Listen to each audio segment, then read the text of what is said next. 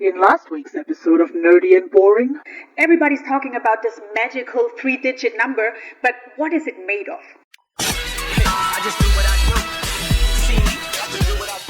Welcome back to part 2. In part 1, we discovered what credit really is and why it is so important. Now in part 2, we're going to learn how to boost our scores. Let me start with the optimistic punchline here. You do not have to make a lot of money to have a good credit score. It truly is one of the only financial tools in the US that does not discriminate between rich and poor. It just discriminates between has their shit together and does not. And now, brace yourself for 30 seconds of uncomfortable honesty. You know I normally don't do vulnerable and personal on this channel, mainly because it interferes with my independent financial goddess status. But in this one instance, I think you should know that I know what it feels like to have bad credit or no credit. I came to this country 10 years ago. As a single mother, I was 24. I had nothing. And I couldn't even get T-Mobile to give me my own cell phone contract. Snap out of it.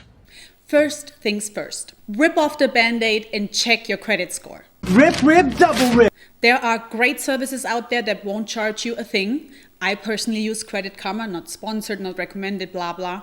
But it works great for me. To make things better, you gotta have a handle on the situation first. Now I have to face stupid reality again. We are not supporting fake guruing on this channel. So let's have a look at my private Credit Karma account, because you should not be taking advice from people that don't have their own act together. Once you have your Credit Karma account established, it is really easy to check your credit.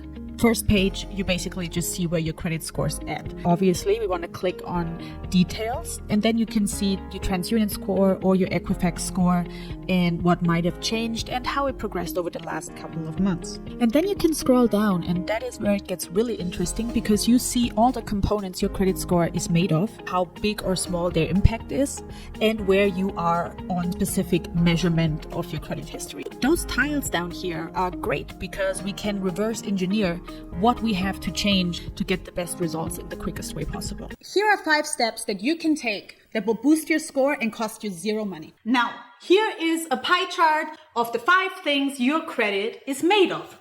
The first one, the biggest one, the giant one, 35% being your payment history. Payment history. Huge impact and stays on your credit report for 7 years. For a very long time.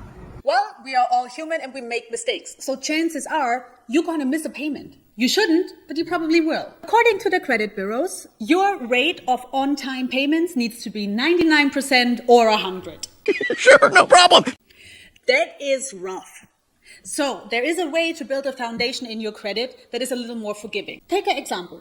You have 4 credit cards, you had them for 3 years. So you would have a total payment of 144 payments on time. Now you miss one. I missed it. Your credit score would still rate you as 99% and up. Let's run this example of missing a payment with a different foundation. You only have 1 credit card. You've had it for 2 years. So now you miss a payment. Oh no! I missed it! Do it again!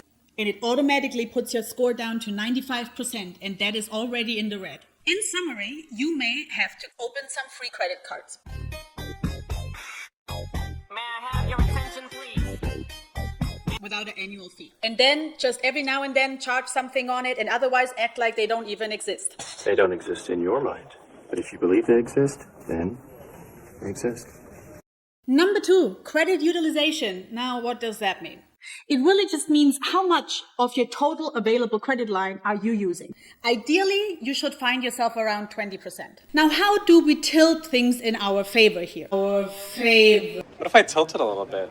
We're going to run this example on the prior model, 1 credit card versus 4 credit cards. 4 is more than 1. You find yourself with a monthly credit card burden of about $2,000. That is what it takes for you to keep the lights on. You can't really change anything about that right now. So if you have 1 credit card with a $6,000 credit line, your utilization for your basic needs would be 33%. That is more than we want. It is more, much more. But now let's run the same example, same cost, same everything, with 4 credit cards, each having a credit line of $6,000. All of a sudden, your utilization for the same amounts is down to 10%.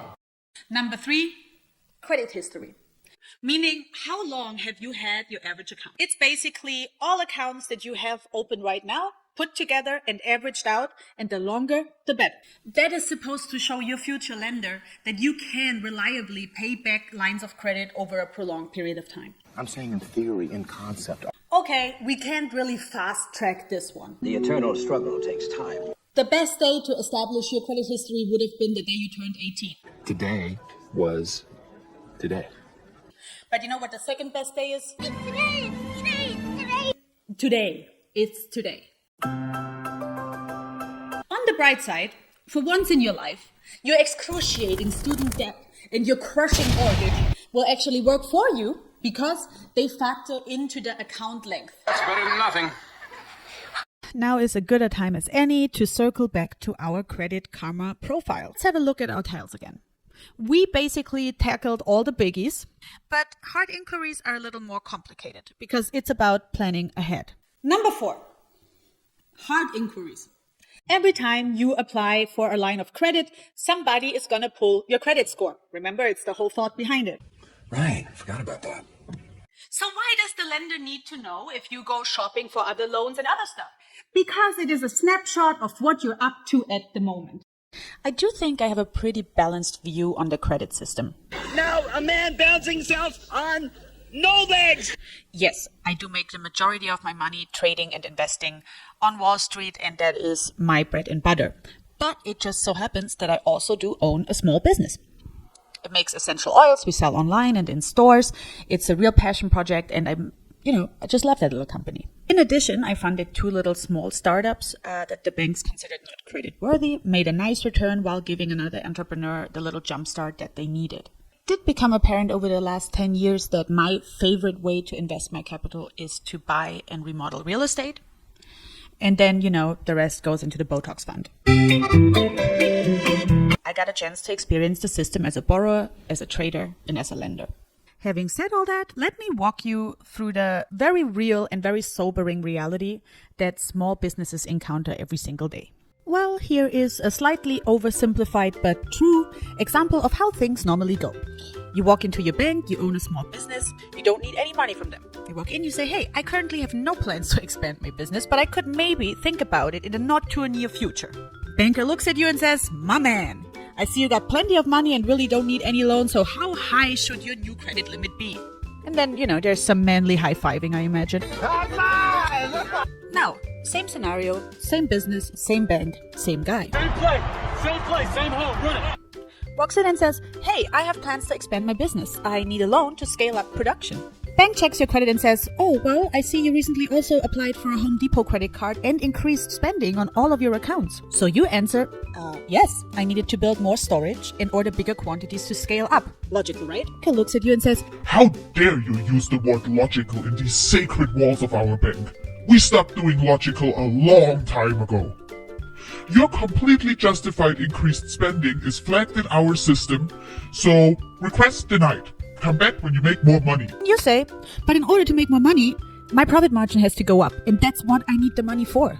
And then he yells, Security! You are being dragged out of your bank, and he goes right back to practicing his TikTok dance. So, in conclusion, hard inquiries are to be avoided. No, I totally get that now. But they are necessary for the bigger transactions. Frog emoji, poop emoji, thumbs down emoji. On the bright side, they only influence your score for 12 months and they completely drop off your report after 2 years. And bam! Bonus hack! Become an authorized user at somebody else's credit card.